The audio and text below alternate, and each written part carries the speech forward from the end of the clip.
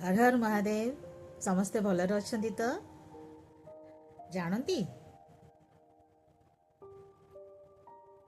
इच्छा और कृपा मध्य पार्थक्य कौन? जदि आमे साधा सीधा क्षेत्र कहवा गोटे व्यक्ति जहाँ चाही थाए ताहा इच्छा, किंतु कृपा कौन? कृपा होची एमती एक जिनिस ताक तो जिनिस आमे कहबानी, यही भली बुझी हम जोटा आमे भाभी न थाओ हमको मिली थाए, सेटा हला कृपा। एमिति आमे बुझी परिबा। मने करंतु आपण भगवानଙ୍କର कौनसी मंदिर को जीवाकू मनस्थ करछन्ती, जगा कथा होइबा जगन्नाथ मंदिर पुरी जीवा पई आपण निष्पत्ति नेले।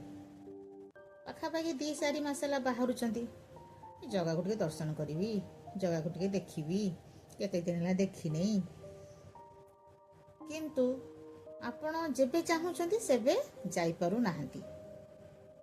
ता माने आपण इच्छा करूचंती, जाई पारु नाहंती माने कोन? कृपा नहीं।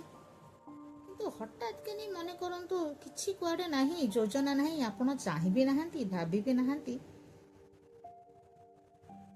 सेई पटे देखि जाउचंती बा कोनोसी प्लानिंग नहीं, जगह को पुरी रे जाई दर्शन करूचंती। सेटा होची जगार डाकरा आसिला, जोटा होची कृपा, विशेष कृपा। तेणु मनीष जहाँ चाहे सेटा इच्छा चाहे पर बहुत किछि अछि। मनीष तार सांसारिक जीवन में जदि बंचुची, मु भगवान मंदिर कथा कहीकि आपन को कहली गोटे एग्जांपल देकी।